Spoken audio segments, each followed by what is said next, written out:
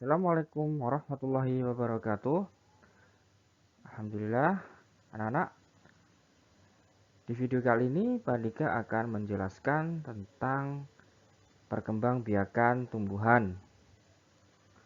Seperti yang telah kita tahu sebelumnya, di awal tema 1 sudah dijelaskan bahwa ciri-ciri dari makhluk hidup, nah, itu yaitu salah satunya adalah berkembang biak. Dan salah satu makhluk hidup selain manusia dan hewan ada pula yaitu tanaman atau tumbuhan. Bagaimana cara makhluk hidup dapat berkembang biak? Mari kita simak bersama.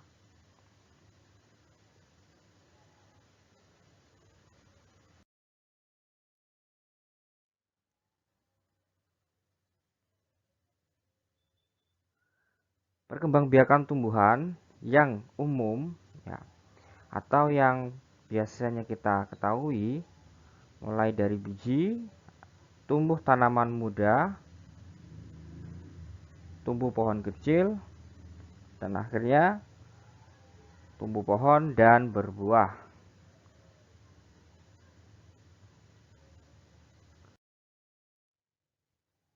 Perkembangbiakan sendiri dibagi menjadi dua macam, yaitu generatif atau secara kawin dan juga vegetatif atau secara tidak kawin.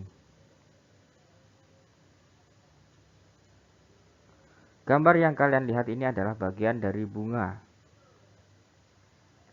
Di dalam bunga, ini adalah komponen penting dari sebuah tanaman agar tanaman itu bisa terus memproduksi atau menghasilkan buah. Tentu dengan cara perkawinan atau juga bisa disebut dengan penyerbukan.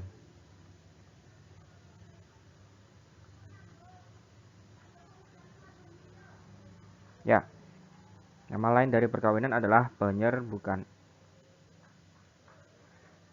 Seperti yang kalian lihat, situ terdapat beberapa hal yang terdapat pada bunga, yaitu mahkota, dasar bunga, bakal biji, kelopak, putik, dan benang sari.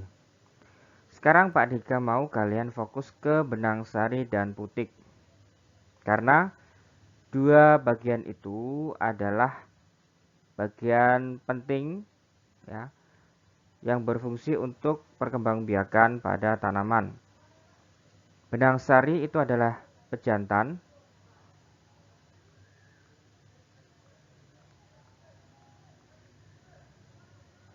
Ya. Atau kalau manusia disebut laki-laki atau pria atau cowok begitu. Sedangkan putik adalah betina.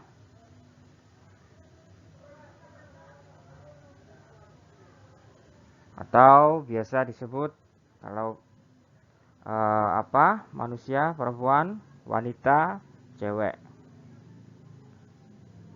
Benang sari dan putik ini ya harus saling bertemu agar ia bisa menghasilkan tanaman baru. Bagaimana caranya? Caranya yaitu yang pertama, biasanya dia dibantu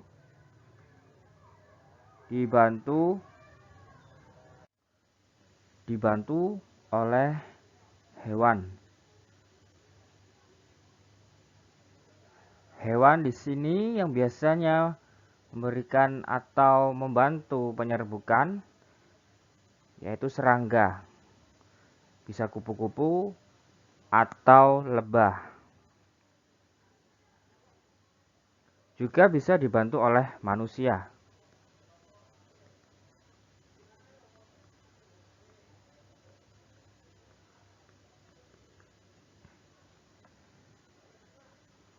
Atau yang ketiga bisa dibantu oleh angin. Ya, dibantu oleh angin. Di dalam benang sari terdapat yang namanya serbuk sari. Sesuai dengan namanya, serbuk ya terdapat di kepala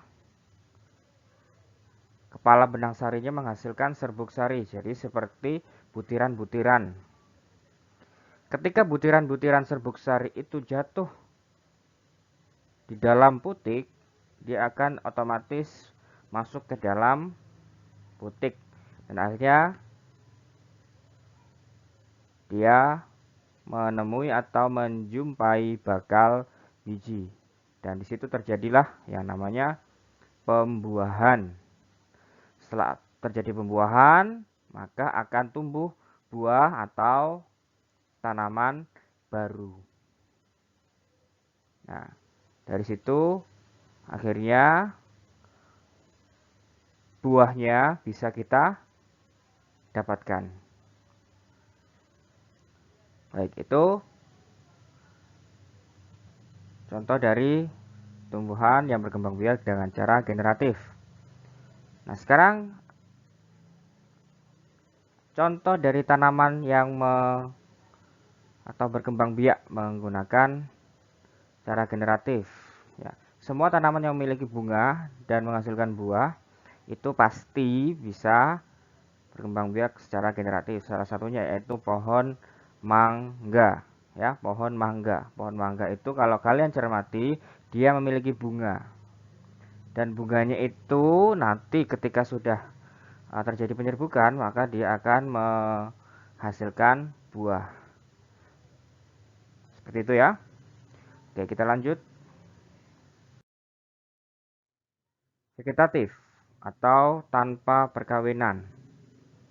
Vegetatif dibagi menjadi dua, yaitu vegetatif alami dan vegetatif buatan. Vegetatif alami itu terjadi secara alamiah.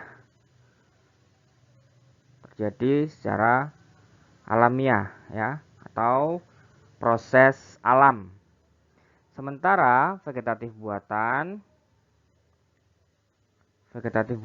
itu dibantu oleh manusia. Contoh vegetatif alami.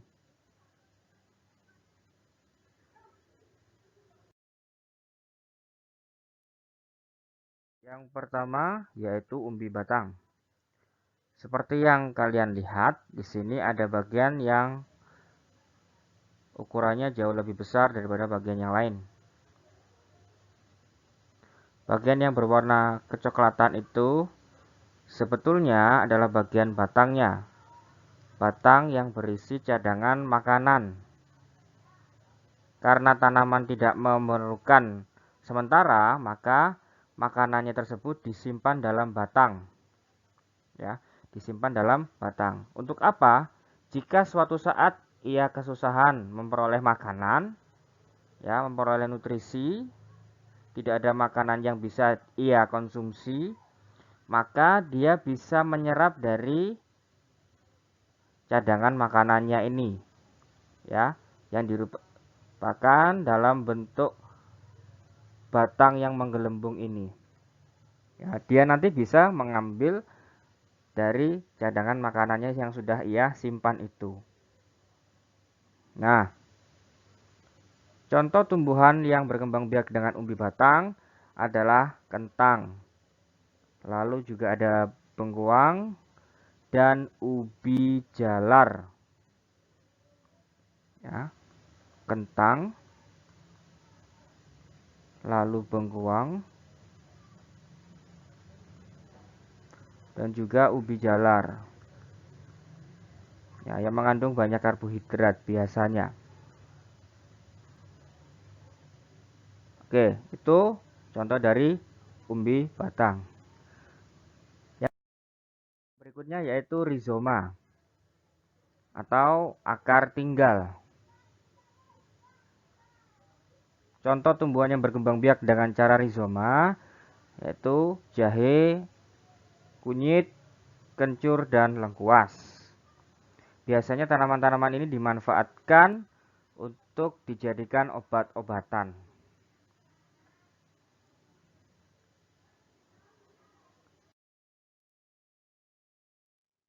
Yang ketiga yaitu stolon atau geragi. Tidak seperti tanaman yang lain, batang dari tanaman ini,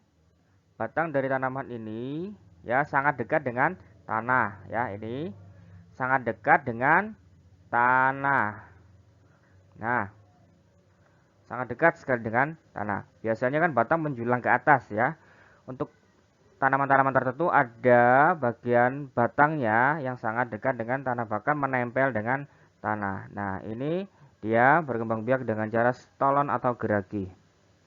Contoh tumbuhan yang berkembang biak dengan cara geragi atau stolon yaitu stroberi ya, dan buah beri-berian yang lain. Ya, yang paling familiar, yang paling sering kali kita temui yaitu stroberi. Nah, ini buah yang akan segera matang. Berikutnya yaitu tunas. Nah, kemarin kita sudah bahas sedikit tentang tunas ya, tentang tunas. Tunas ini adalah calon tumbuhan baru ya, calon tumbuhan baru. Biasanya dia terdapat di ketiak pohon ya, biasanya terdapat di bagian bawah kecil sekali. Ketika nanti tumbuhan yang besar ini sudah layu dan akhirnya mati, maka digantikan oleh tunas yang akan semakin bertumbuh dan akhirnya menjadi tanaman yang besar. Dan seperti itu seterusnya, tumbuh tunas lagi dan seterusnya. Contoh dari tanaman yang berkembang biak dengan tunas yaitu tebu,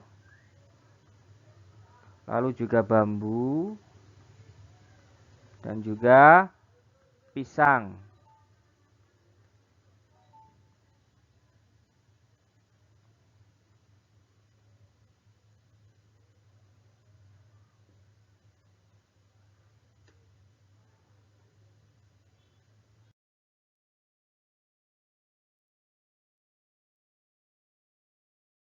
Yang berikutnya yaitu umbi lapis. Sesuai dengan namanya ya, berlapis-lapis. Tumbuhan yang berkembang biak dengan umbi lapis adalah keluarga bawang ya, keluarga bawang. Seperti bawang merah, bawang putih, ya, bawang bombay. Nah, itu berkembang biak dengan umbi lapis. Buahnya berlapis-lapis.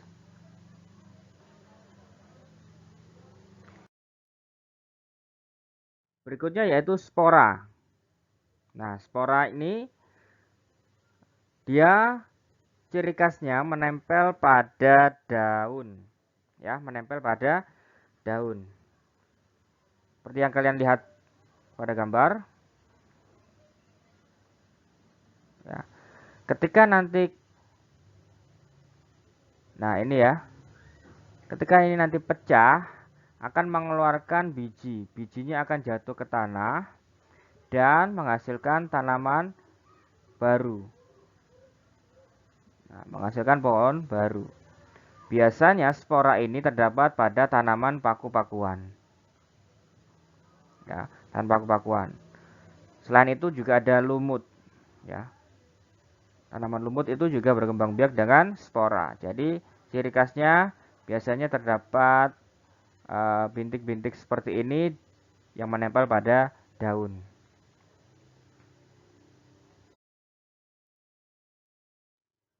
Lalu umbi akar, ya, umbi akar. Nah,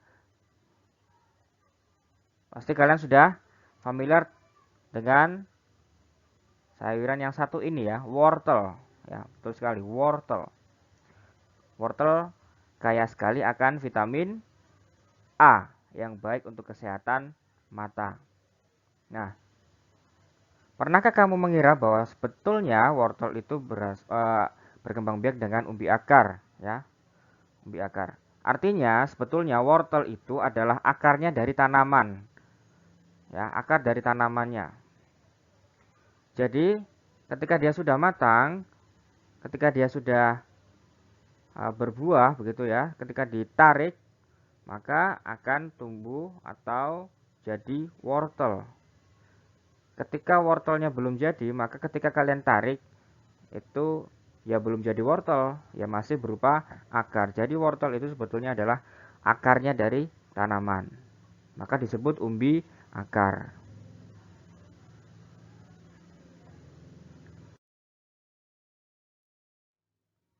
Nah, yang berikutnya yaitu tunas adventif.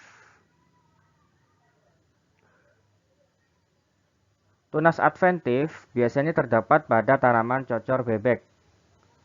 Daun-daun kecil yang menempel pada daun besar atau daun induknya, ini nanti akan menjadi pengganti daun-daun yang besar-besar ini. Ya. Nah, ya. Selain terdapat di daun, daun-daun kecil ini juga terdapat di akarnya.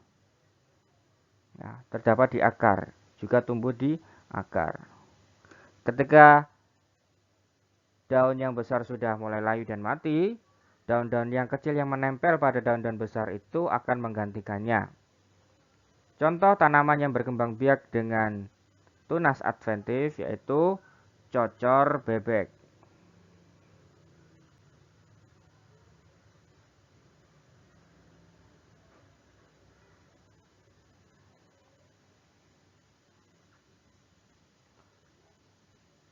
Nah,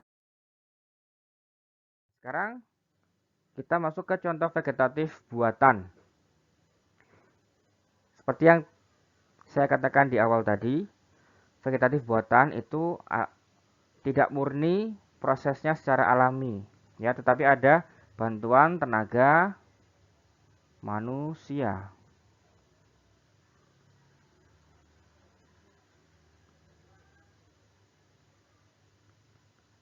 Seperti apa contohnya? Nah, yang pertama yaitu cangkok. Ini langkah-langkahnya. Kelupas bagian batangnya. Setelah terkelupas seperti ini, kalian bungkus menggunakan tanah dan pupuk, akhirnya akan tumbuh tumbuhan atau tanaman baru. Nah, realnya atau bentuk nyatanya seperti ini ya. Dibungkus menggunakan plastik atau kresek. Contoh tumbuhan yang bisa dicangkok adalah tumbuhan berbuah yang memiliki kambium seperti jambu air. Ya, tanaman yang bisa dicangkok itu jambu air. Lalu mangga. Apalagi ya yang berkambium? Alpukat,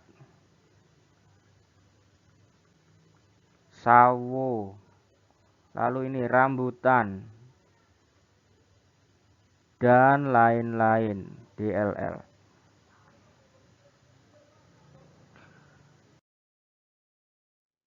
Vegetatif buatan yang kedua yaitu stek. Yang dimaksud dengan stek adalah memotong sebagian batangnya, ya. Seandainya ini batang, kita potong, ya. Nah, yang ini kita ambil, kita tanam di pot. Nah, beberapa minggu atau bulan kemudian dia akan tumbuh. Nah, itu yang dinamakan dengan stek. Contoh tanaman yang bisa berkembang biak menggunakan stek yaitu adalah mawar. Lalu singkong. Lalu juga ada rosemary dan juga lavender.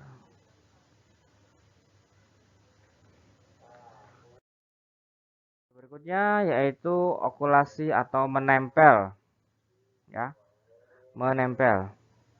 Tidak semua tanaman bisa dikembangbiakan dengan cara menempel, ya. Hanya beberapa tanaman yang bisa dikembangbiakan dengan cara menempel. Dan itu pun yang ditempel bukan semua bagian, yaitu mata tunasnya. Mata tunas yang ditempelkan di tanamannya. Ya, seperti ini contohnya. Ditempel dan diikat. Contoh tanaman yang bisa ditempel yaitu jeruk nipis. Lalu ada kakao. Kakao itu coklat ya. Lalu juga ada belimbing.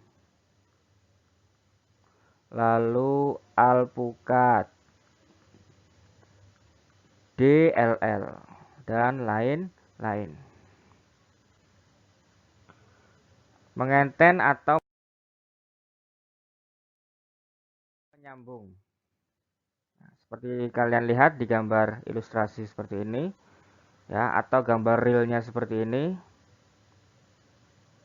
Ada beberapa tanaman yang bisa disambung, ya. Contohnya yaitu terong dengan tomat. Itu bisa disambung. Lalu mangga dengan durian.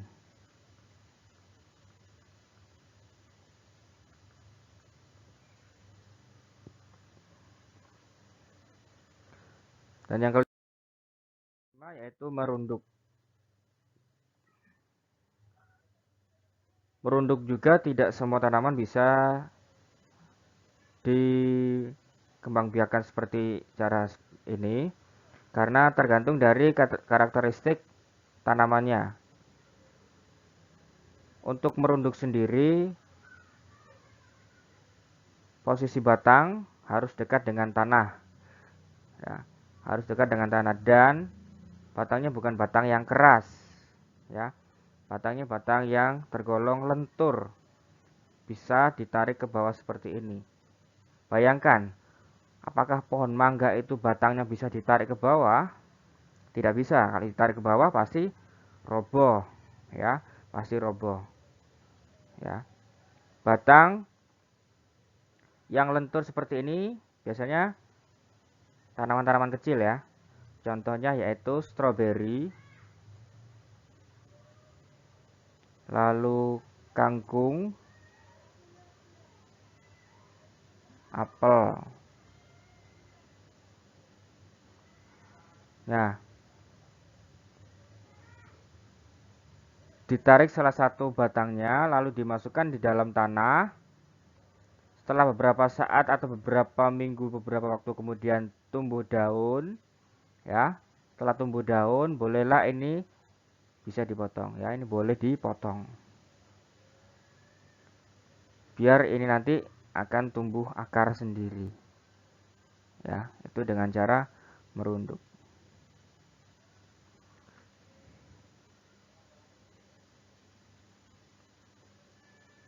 Baik,